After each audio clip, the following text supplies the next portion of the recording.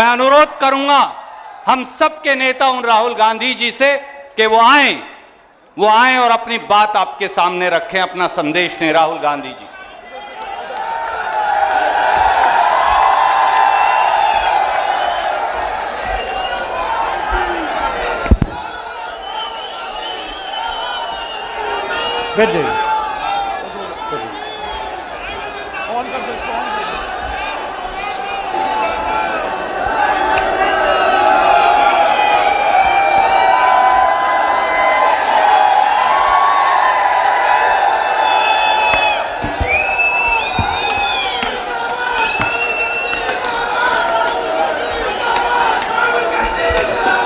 Stage पे Congress party के सब वरिष्ठ नेता,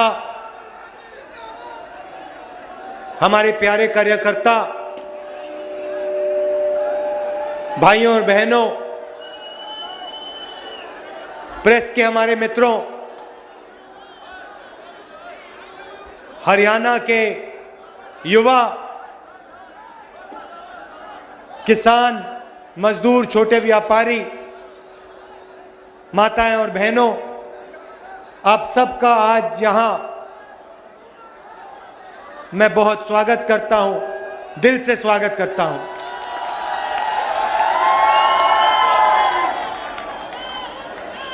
जब नरेंद्र मोदी जी 2014 का चुनाव लड़ रहे थे, जब वो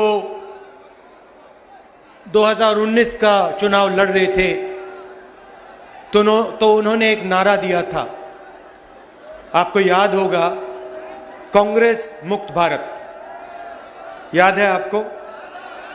याद है ना? ये कांग्रेस जो है, ये एक संगठन नहीं है,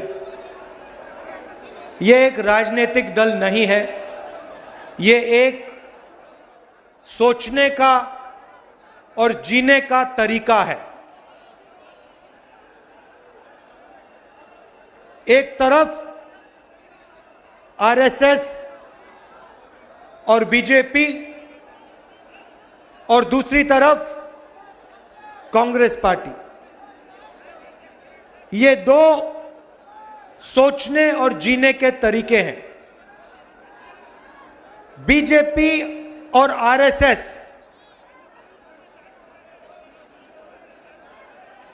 नफरत की बाजार, कांग्रेस मोहब्बत की दुकान, उसी नफरत की बाजार में। तो नरेंद्र मोदी जी अपने संगठन को समझ लिए, नफरत, हिंसा और डर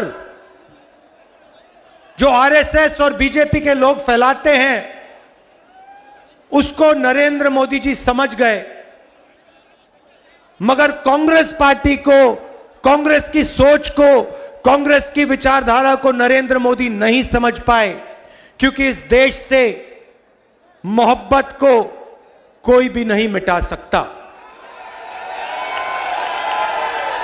ये हजारों साल से कोशिश कर रहे हैं। भाइयों और बहनों, ये लड़ाई नई नहीं है। ये मत सोचिए कि कांग्रेस पार्टी और बीजेपी के बीच में लड़ाई चल रही है ना, ये इस धरती पर हजारों सालों से यही लड़ाई चल रही है। वो नफरत फैलाते हैं, हम मोहब्बत फैलाते हैं। वो हिंसा करते हैं, वो हिंसा फैलाते हैं, हम अहिंसा फैलाते हैं। वो डरते हैं, हम नहीं डरते हैं। ये फर्क है। अब देखिए,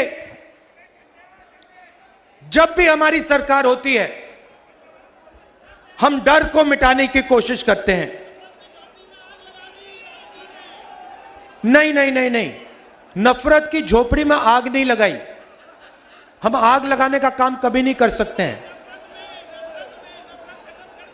हां, नफरत, भाई, नफरत मोहब्बत से ही कटती है। आप देखो आप देखो, मजे की बात मैं आपको सुनाता हूं। नरेंद्र मोदी जी ने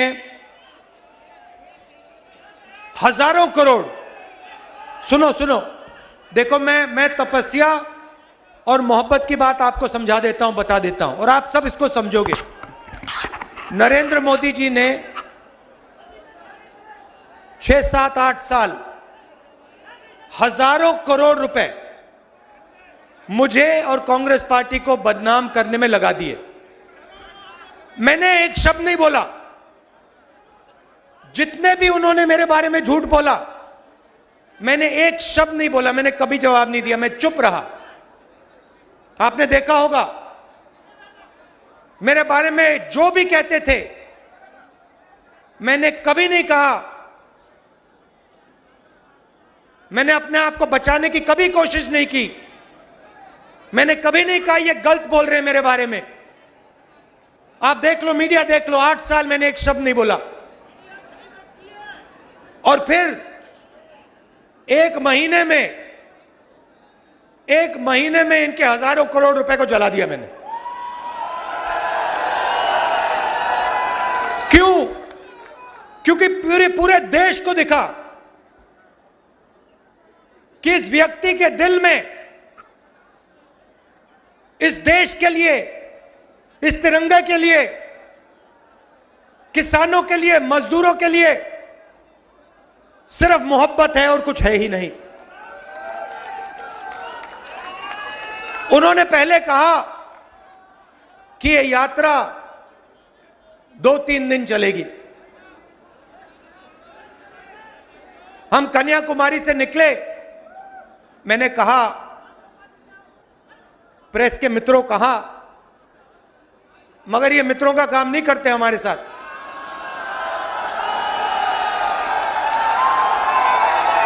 देखो देखो, पीछे घूम के देख रहे हैं, देखो। घबराइए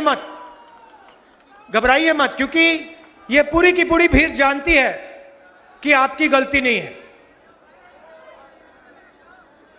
आप पर लगाम बांधी हुई है, आप बंधे हुए हो। आपकी गलती नहीं, हम समझते हैं, आपकी मजबूरी है।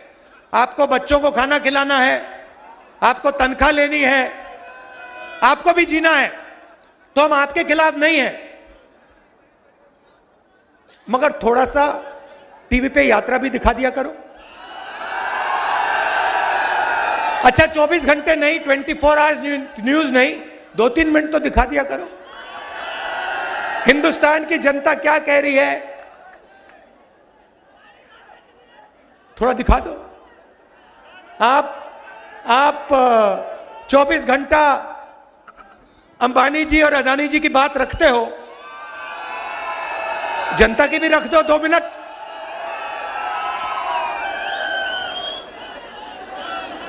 तो कहा 3 दिन चलेगी यात्रा, 3 दिन नहीं, ठहर जाओ, 3 दिन चलेगी।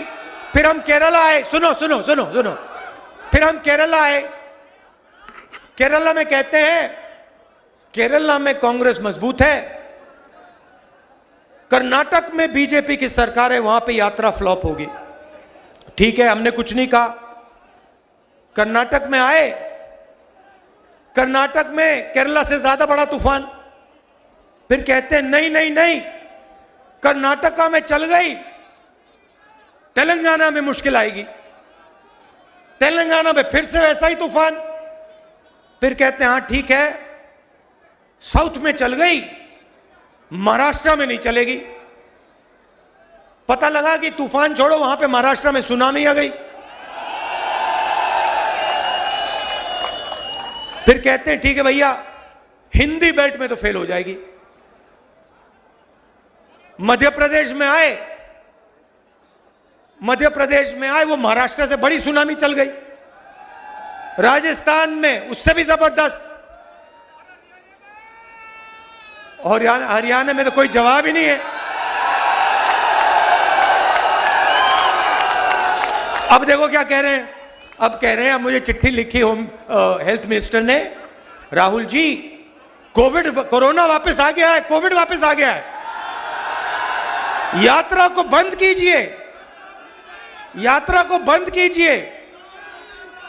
अच्छा, बाकी हिंदुस्तान में पब्लिक मीटिंग जितनी करानी करा लो, बीजेपी करा सकती है, मगर जहां भारत जोड़ो यात्रा चल रही है वहां पे कोरोना और कोविड है।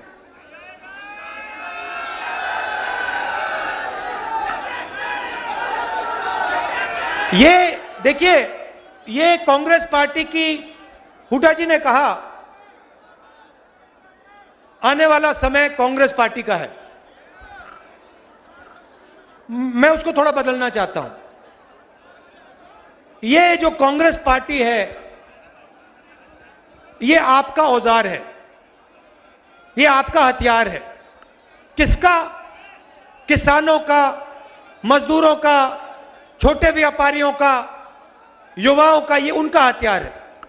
तो आने वाला समय कांग्रेस पार्टी का नहीं होगा, आने वाला समय हरियाणा की जनता का, किसान का, मजदूर का होगा। जरूर कांग्रेस पार्टी आपके साथ खड़ी होगी, मगर समय कांग्रेस पार्टी का नहीं, आपका होगा।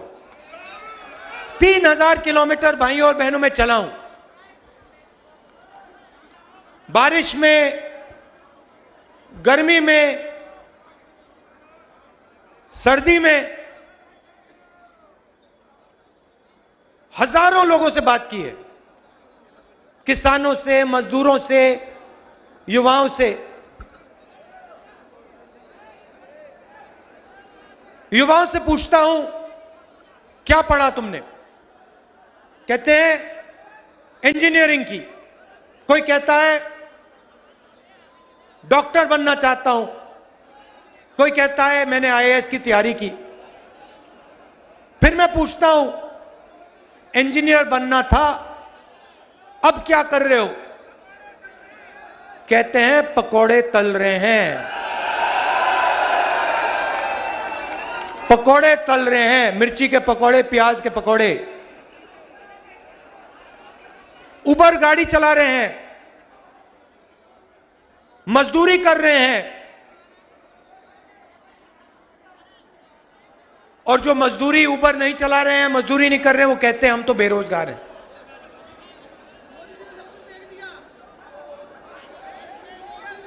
गलतफहमी में हो, मोदी जी ने नहीं किया। जैसे मैंने कहा ना, इनके पीछे लगाम लगी है, वैसे ही लगाम प्रधानमंत्री जी के पीछे भी लगी हुई है। सरकार नरेंद्र मोदी की नहीं है, गलतफहमी में मत रहिए। नरेंद्र मोदी जी की सरकार नहीं है, अदानी और अंबानी की सरकार है। आप किसी भी छोटे व्यापारी से पूछ लो, वो आपको बता देगा नोटबंदी क्यों की गई, गलत जीएसटी क्यों लागू की गई। छोटे व्यापारियों को, स्मॉल और मीडियम बिजनेस चलाने वालों को खत्म करने के लिए नोटबंदी और जीएसटी लागू की गई। और यहां पे आपको फरीदाबाद में सबसे बेहतर मालूम है, क्या सपना देखा था आपने, क्या सपना देखा था मैन्युफैक्चरिंग सेंटर का, चाइना के साथ कंपटीशन का सपना आपने देखा, सारा का सारा बर्बाद हो गया, खत्म हो गया। यह आपकी सच्चाई है। सपना क्या था? आज आप अपने जूते के नीचे देखो, मेड इन चाइना, शर्ट के पीछे देखो, मेड इन चाइना। सपना यह था जब चाइना का कोई युवा बेजिंग की दुकान में जाके शर्ट खरीदे, उसके पीछे लिखा हो मेड इन फरीदाबाद। वो पूछे भैया ये फरीदाबाद क्या है, ये कौन सी जगह है? ये था सपना आपका। और यही सपना हमें पूरा करना है, क्योंकि अंत में भाइयों और बहनों, अंत में 21वीं सदी के दुनिया में हिंदुस्तान को चाइना के साथ कंपटीशन करना ही होगा, और चाइना को कंपटीशन में हराना होगा। और उनको कौन हरा सकता है? उनको हिंदुस्तान के 2-3 अरबपति नहीं हरा सकते हैं। उनको हिंदुस्तान का किसान, हिंदुस्तान का छोटा व्यापारी, हिंदुस्तान का युवा, हिंदुस्तान के स्मॉल और मीडियम बिजनेस चलाने वाले लोग कंपटीशन में हरा सकते हैं, पटक सकते हैं। आजकल बीजेपी आरएसएस ने क्या किया? हिंदुस्तान को बांटने का काम किया। पूरे हिंदुस्तान में नफरत फैला दी। चलने से पहले मैंने सोचा था, कन्याकुमारी से शुरू करने से पहले मैंने सोचा था पूरे देश में नफरत है। मैं घबराया हुआ था, मगर कन्याकुमारी से जब निकला मुझे एक बात पता लगी, नफरत नहीं है इस देश में, सिर्फ मोहब्बत है। नफरत सिर्फ मीडिया वाले दिखाते हैं। मैं बता रहा हूं, सिर्फ मीडिया वाले अपने टेलीविजन पे 24 घंटा नफरत फैलाते हैं। कहते हैं भैया देखो, इसने उसको मार दिया, उसने इसको मार दिया, ये उस धर्म का है, यहां जला दिया, यहां पीट दिया, यहां काट दिया। हिंदुस्तान में ये नहीं हो रहा है। चुने हुए लोग नफरत फैला रहे हैं, मगर हिंदुस्तान का आम नागरिक, हिंदुस्तान का आम किसान, हिंदुस्तान का युवा मोहब्बत की बात कर रहा है, एक साथ चलने की बात कर रहा है, हाथ मिलाकर आगे बढ़ने की बात कर रहा है। यात्रा को देखिए, 3000 किलोमीटर चले हैं। यह छोटा सा हिंदुस्तान है, नदी जैसा है, इसमें हर धर्म के लोग हैं। आपने टीवी पे नहीं देखा होगा, मगर इंटरनेट पे देखा होगा। इसमें हिंदू, मुस्लिम, सिख, ईसाई सारे के सारे चल रहे हैं। हर जात के लोग चल रहे हैं। इसमें अमीर लोग चल रहे हैं, गरीब लोग चल रहे हैं, किसान, मजदूर, हर भाषा बोलने के लोग चल रहे हैं। और आपको इस यात्रा में नफरत नहीं दिखाई देगी। आप पूछिए, इस यात्रा में आप पूछिए, किसी से पूछिए, क्या इस यात्रा में आपसे आपका धर्म पूछा गया? क्या इस यात्रा में आपकी जात पूछी गई? क्या आपको धमकी दी गई? क्या आपको मारा गया? नहीं, सिर्फ मोहब्बत और इज्जत। और इस यात्रा में कोई गिरता है, अगर इस यात्रा में कोई गिरता है, भीड़ में गिर जाते हैं लोग, तो एकदम सारे के सारे लोग बिना पूछे एकदम उस व्यक्ति को उठा लेते हैं। हमारे पीसीसी प्रेसिडेंट से आप पूछ लीजिए, कल ये गिरे, मैंने देखा जैसे ही ये गिरे 5 लोगों ने इनको उठा दिया। किसी ने ये नहीं पूछा भैया तुम्हारा धर्म क्या है, तुम्हारी जात क्या है, तुम अमीर हो या गरीब हो, स्त्री हो या पुरुष, नहीं, एकदम उठा लिया। तो यही है हिंदुस्तान। ये यात्रा के अंदर हिंदुस्तान है, मोहब्बत है। और ये यात्रा कन्याकुमारी से श्रीनगर तक, ये तिरंगा दिखाओ, इसको जरा घुमाओ, थोड़ा फहराओ इसको, इसको हम जाके श्रीनगर में लहराएंगे।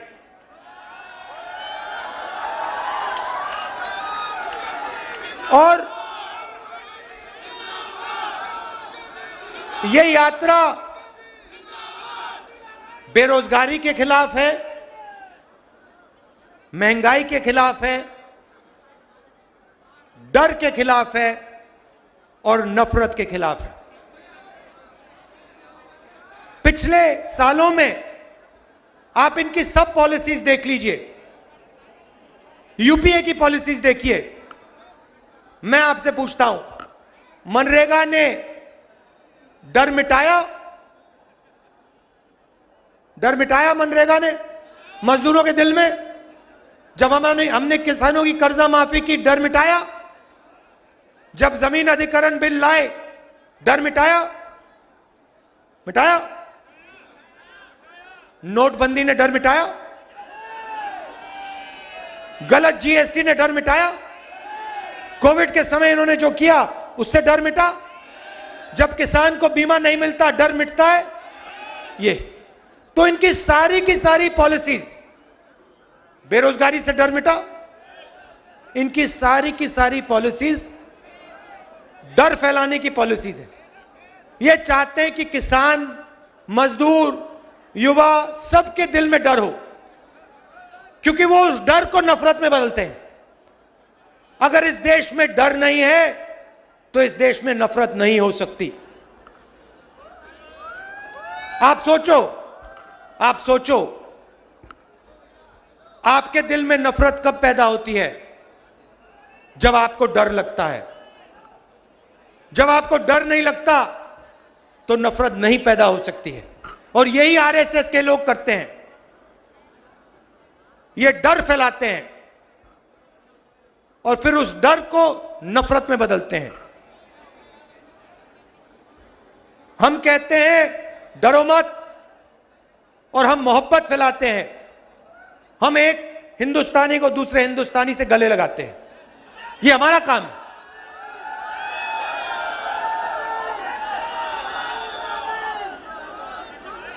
आपने इतना प्यार दिया। देखिए, आसान काम नहीं है। मैंने सोचा था जब कन्याकुमारी से निकले, सब यात्रियों ने सोचा भाई 3600-700 किलोमीटर आसान काम नहीं है। हिंदुस्तान के लिए हमने ये काम शुरू किया, मगर हमने सबने सोचा था कि आसान काम नहीं है। मगर 10 दिन में अजीब सी बात होनी शुरू हो गई।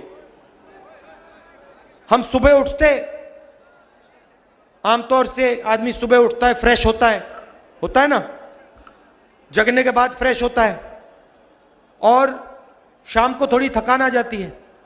सही बात। अजीब सी बात यह थी कि हम 5 बजे उठे, 7-8 घंटे चले और शाम को कोई थकान नहीं। आप किसी भी यात्री से पूछ लो, किसी को थकान नहीं हो रही। आप मेरा चेहरा देखो, क्या आपको लग रहा है, मेरे चेहरे पे लग रहा है कि मैं 3000 किलोमीटर चला हूं? ना। क्यों? क्योंकि आपने अपनी शक्ति हमें दी। हम अपनी शक्ति से नहीं चले हैं। हम अपनी शक्ति से नहीं चले हैं। हम आपके प्यार और आपकी शक्ति प्रयोग करके चले हैं। आपने हमें चलाया है। तो इसके लिए मैं आपको दिल से धन्यवाद करना चाहता हूं। लाखों करोड़ों लोग आए, हर स्टेट में आए, हर जात के लोग, हर धर्म के लोग, गरीब लोग, अमीर लोग, माताएं, बहनें, सब आए। सब ने अपना प्यार दिया, मदद की। किसी को चोट लगी, पट्टी की, चाय पिलाई, खाना दिया। हिंदुस्तान ने हमारी मदद की है और हम इसको कभी नहीं भूलेंगे, पूरी जिंदगी भर नहीं भूलेंगे। और जो आपने हरियाणा में हमारा स्वागत किया, जबरदस्त स्वागत आपने हमारा किया, इसको हम कभी नहीं भूलने वाले हैं।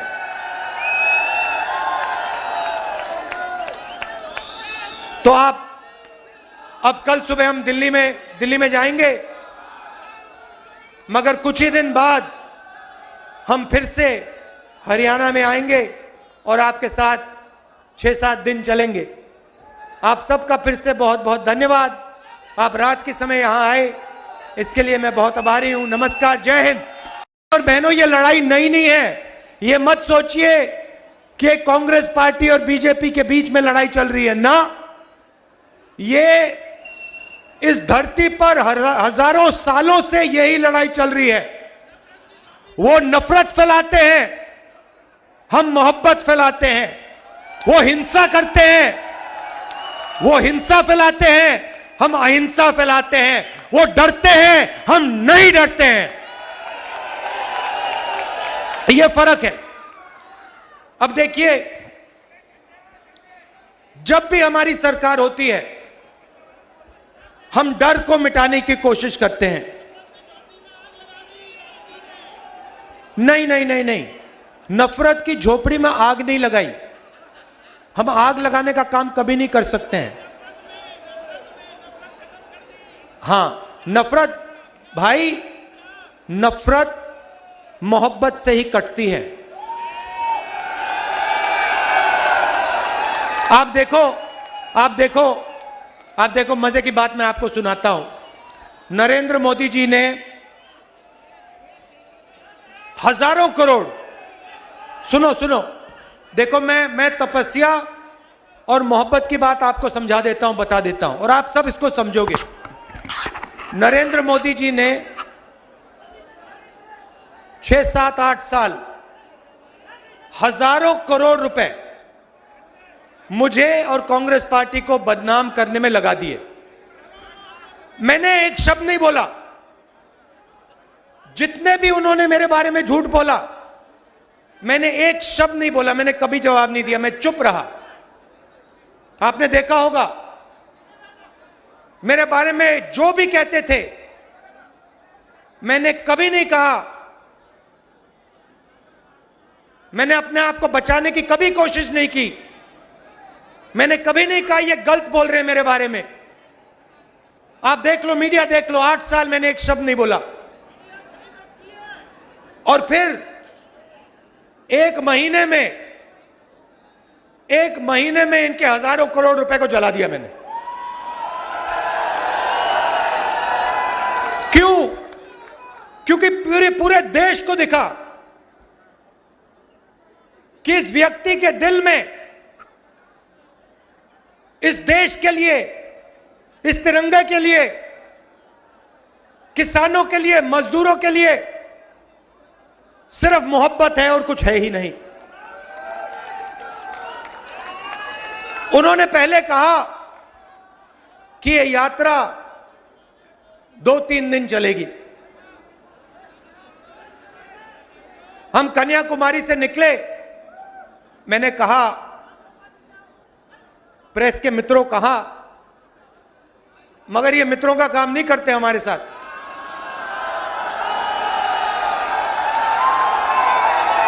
देखो देखो, पीछे घूम के देख रहे हैं, देखो। घबराइए मत, घबराइए मत, क्योंकि ये पूरी की पूरी भीड़ जानती है कि आपकी गलती नहीं है। आप पर लगाम बांधी हुई है, आप बंधे हुए हो। आपकी गलती नहीं, हम समझते हैं, आपकी मजबूरी है। आपको बच्चों को खाना खिलाना है, आपको तनख्वाह लेनी है, आपको भी जीना है, तो हम आपके खिलाफ नहीं हैं। मगर थोड़ा सा टीवी पे यात्रा भी दिखा दिया करो। अच्छा, 24 घंटे नहीं, 24 आवर्स न्यूज नहीं, 2-3 मिनट तो दिखा दिया करो। हिंदुस्तान की जनता क्या कह रही है, थोड़ा दिखा दो। आप 24 घंटा अंबानी जी और अदानी जी की बात रखते हो, जनता की भी रख दो 2 मिनट।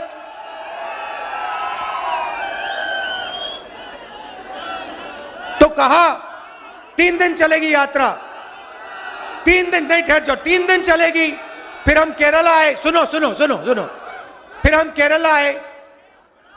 केरला में कहते हैं, केरला में कांग्रेस मजबूत है, कर्नाटक में बीजेपी की सरकार है, वहां पे यात्रा फ्लॉप होगी।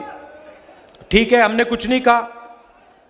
कर्नाटक में आए, कर्नाटक में केरला से ज्यादा बड़ा तूफान। फिर कहते हैं नहीं नहीं नहीं, कर्नाटका में चल गई, तेलंगाना में मुश्किल आएगी। तेलंगाना में फिर से वैसा ही तूफान। फिर कहते हैं हाँ ठीक है, साउथ में चल गई, महाराष्ट्र में नहीं चलेगी। पता लगा कि तूफान छोड़ो, वहां पे महाराष्ट्र में सुनामी आ गई।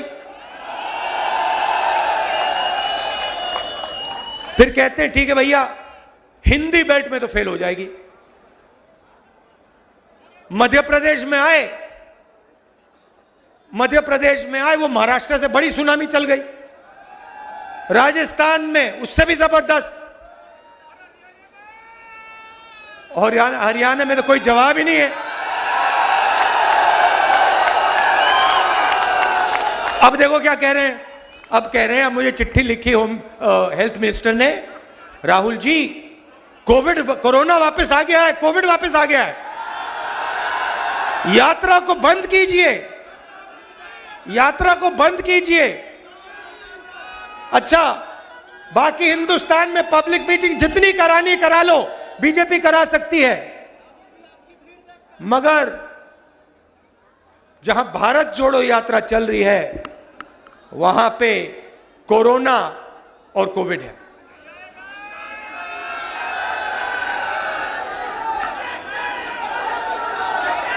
ये देखिए, ये कांग्रेस पार्टी की, हुड्डा जी ने कहा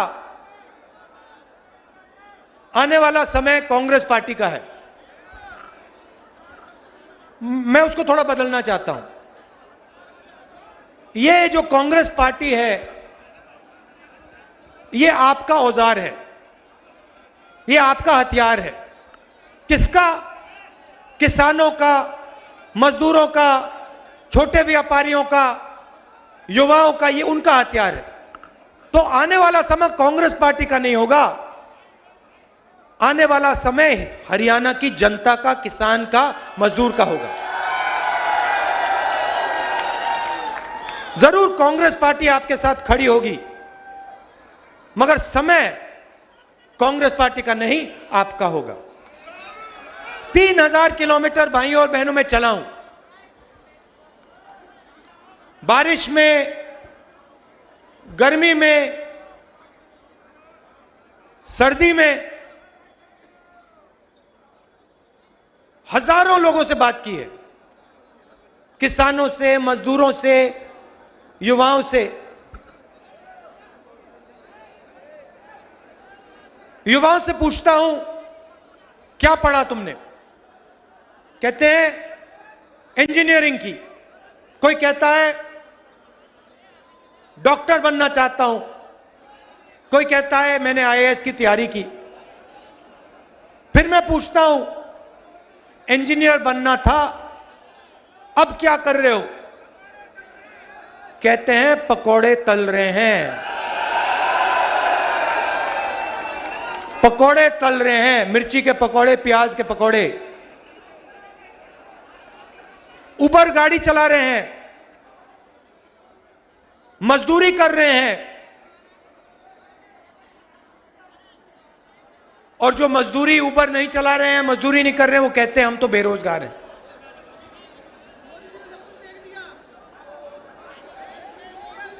गलतफहमी में हो, मोदी जी ने नहीं किया। जैसे मैंने कहा ना, इनके पीछे लगाम लगी है, वैसे ही लगाम प्रधानमंत्री जी के पीछे भी लगी हुई है। सरकार नरेंद्र मोदी की नहीं है, गलतफहमी में मत रहिए। नरेंद्र मोदी जी की सरकार नहीं है, अदानी और अंबानी की सरकार है। आप किसी भी छोटे व्यापारी से पूछ लो, वो आपको बता देगा नोटबंदी क्यों की गई, गलत जीएसटी क्यों लागू की गई। छोटे व्यापारियों को, स्मॉल और मीडियम बिजनेस चलाने वालों को खत्म करने के लिए नोटबंदी और जीएसटी लागू की गई। और यहां पे आपको फरीदाबाद में सबसे बेहतर मालूम है, क्या सपना देखा था आपने, क्या सपना देखा था मैन्युफैक्चरिंग सेंटर का, चाइना के साथ कंपटीशन का सपना आपने देखा, सारा का सारा बर्बाद हो गया, खत्म हो गया। यह आपकी सच्चाई है। सपना क्या था? आज आप अपने जूते के नीचे देखो मेड इन चाइना, शर्ट के पीछे देखो मेड इन चाइना। सपना यह था जब चाइना का कोई युवा बीजिंग की दुकान में जाके शर्ट खरीदे, उसके पीछे लिखा हो मेड इन फरीदाबाद। वो पूछे भैया ये फरीदाबाद क्या है? ये कौन सी जगह है? ये था सपना आपका, और यही सपना हमें पूरा करना है। क्योंकि अंत में भाइयों और बहनों, अंत में 21वीं सदी के दुनिया में हिंदुस्तान को चाइना के साथ कंपटीशन करना ही होगा और चाइना को कंपटीशन में हराना होगा। और उनको कौन हरा सकता है? उनको हिंदुस्तान के 2-3 अरबपति नहीं हरा सकते हैं। उनको हिंदुस्तान का किसान, हिंदुस्तान का छोटा व्यापारी, हिंदुस्तान का युवा, हिंदुस्तान के स्मॉल और मीडियम बिजनेस चलाने वाले लोग कंपटीशन में हरा सकते हैं, पटक सकते हैं। आजकल बीजेपी आरएसएस ने क्या किया? हिंदुस्तान को बांटने का काम किया, पूरे हिंदुस्तान में नफरत फैला दी। चलने से पहले मैंने सोचा था, कन्याकुमारी से शुरू करने से पहले मैंने सोचा था पूरे देश में नफरत है, मैं घबराया हुआ था। मगर कन्याकुमारी से जब निकला, मुझे एक बात पता लगी, नफरत नहीं है इस देश में, सिर्फ मोहब्बत है। नफरत सिर्फ मीडिया वाले दिखाते हैं। मैं बता रहा हूं, सिर्फ मीडिया वाले अपने टेलीविजन पे 24 घंटा नफरत फैलाते हैं। कहते हैं भैया देखो, इसने उसको मार दिया, उसने इसको मार दिया, ये उस धर्म का है, यहां जला दिया, यहां पीट दिया, यहां काट दिया। हिंदुस्तान में ये नहीं हो रहा है। चुने हुए लोग नफरत फैला रहे हैं। मगर हिंदुस्तान का आम नागरिक, हिंदुस्तान का आम किसान, हिंदुस्तान का युवा मोहब्बत की बात कर रहा है, एक साथ चलने की बात कर रहा है, हाथ मिलाकर आगे बढ़ने की बात कर रहा है। यात्रा को देखिए, 3000 किलोमीटर चले हैं। यह छोटा सा हिंदुस्तान है, नदी जैसा है, इसमें हर धर्म के लोग हैं। आपने टीवी पे नहीं देखा होगा मगर इंटरनेट पे देखा होगा। इसमें हिंदू, मुस्लिम, सिख, ईसाई सारे के सारे चल रहे हैं, हर जात के लोग चल रहे हैं। इसमें अमीर लोग चल रहे हैं, गरीब लोग चल रहे हैं, किसान, मजदूर, हर भाषा बोलने के लोग चल रहे हैं। और आपको इस यात्रा में नफरत नहीं दिखाई देगी। आप पूछिए, इस यात्रा में आप पूछिए, किसी से पूछिए, क्या इस यात्रा में आपसे आपका धर्म पूछा गया? क्या इस यात्रा में आपकी जात पूछी गई? क्या आपको धमकी दी गई? क्या आपको मारा गया? नहीं, सिर्फ मोहब्बत और इज्जत। और इस यात्रा में कोई गिरता है, अगर इस यात्रा में कोई गिरता है, भीड़ में गिर जाते हैं लोग, तो एकदम सारे के सारे लोग बिना पूछे एकदम उस व्यक्ति को उठा लेते हैं। हमारे पीसीसी प्रेसिडेंट से आप पूछ लीजिए, कल ये गिरे, मैंने देखा जैसे ही ये गिरे 5 लोगों ने इनको उठा दिया। किसी ने ये नहीं पूछा भैया तुम्हारा धर्म क्या है, तुम्हारी जात क्या है, तुम अमीर हो या गरीब हो, स्त्री हो या पुरुष, नहीं, एकदम उठा लिया। तो यही है हिंदुस्तान। ये यात्रा के अंदर हिंदुस्तान है, मोहब्बत है। और ये यात्रा कन्याकुमारी से श्रीनगर तक, ये तिरंगा दिखाओ, इसको जरा घुमाओ, थोड़ा फहराओ इसको, इसको हम जाके श्रीनगर में लहराएंगे।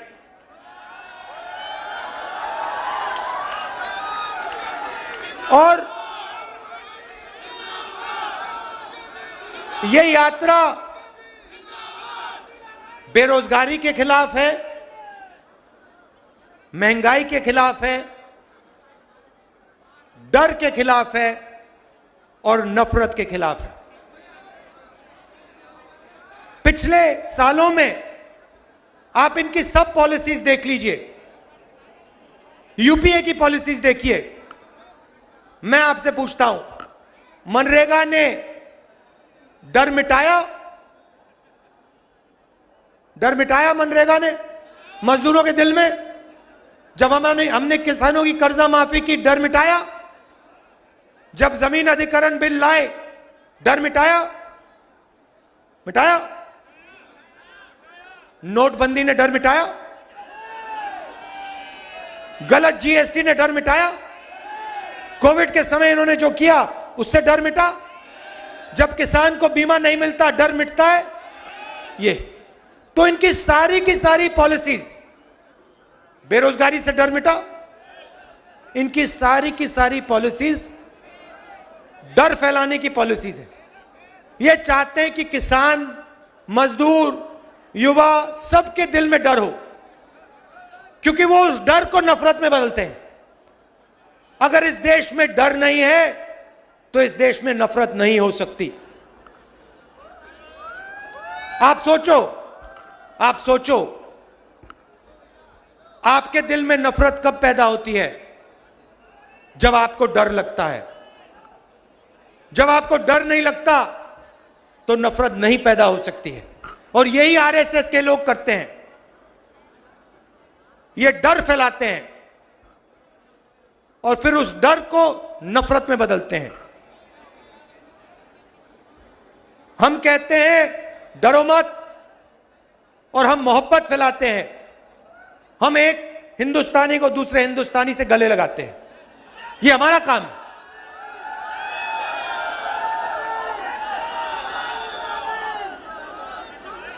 आपने इतना प्यार दिया।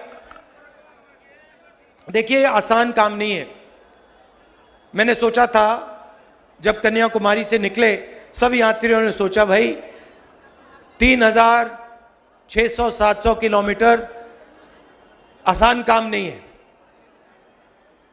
हिंदुस्तान के लिए हमने ये काम शुरू किया, मगर हमने सबने सोचा था कि आसान काम नहीं है। मगर 10 दिन में अजीब सी बात होनी शुरू हो गई। हम सुबह उठते, आमतौर से आदमी सुबह उठता है, फ्रेश होता है ना, जगने के बाद फ्रेश होता है, और शाम को थोड़ी थकान आ जाती है। सही बात। अजीब सी बात यह थी कि हम 5 बजे उठे, 7-8 घंटे चले और शाम को कोई थकान नहीं। आप किसी भी यात्री से पूछ लो, किसी को थकान नहीं हो रही। आप मेरा चेहरा देखो, क्या आपको लग रहा है, मेरे चेहरे पे लग रहा है कि मैं 3000 किलोमीटर चला हूं? ना। क्यों? क्योंकि आपने अपनी शक्ति हमें दी। हम अपनी शक्ति से नहीं चले हैं। हम अपनी शक्ति से नहीं चले हैं। हम आपके प्यार और आपकी शक्ति प्रयोग करके चले हैं। आपने हमें चलाया है। तो इसके लिए मैं आपको दिल से धन्यवाद करना चाहता हूं। लाखों करोड़ों लोग आए, हर स्टेट में आए, हर जात के लोग, हर धर्म के लोग, गरीब लोग, अमीर लोग, माताएं, बहनें, सब आए। सब ने अपना प्यार दिया, मदद की। किसी को चोट लगी, पट्टी की, चाय पिलाई, खाना दिया। हिंदुस्तान ने हमारी मदद की है और हम इसको कभी नहीं भूलेंगे, पूरी जिंदगी भर नहीं भूलेंगे। और जो आपने हरियाणा में हमारा स्वागत किया, जबरदस्त स्वागत आपने हमारा किया, इसको हम कभी नहीं भूलने वाले हैं।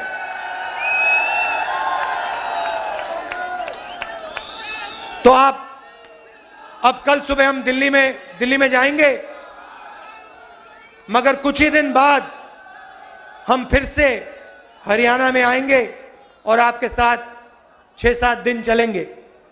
आप सबका फिर से बहुत बहुत धन्यवाद। आप रात के समय यहां आए, इसके लिए मैं बहुत आभारी हूं। नमस्कार, जय हिंद। कल सभी भाइयों से निवेदन है कि कल दिल्ली भी चलेंगे राहुल जी के साथ, क्योंकि राहुल जी एक सच्चाई के साथ आए हैं। इन्होंने ठीक कहा है कि एक भाजपा थी। राहुल जी, एक शब्द में मैं कहना चाहूंगा, जो अंधों की नगरी में चश्मे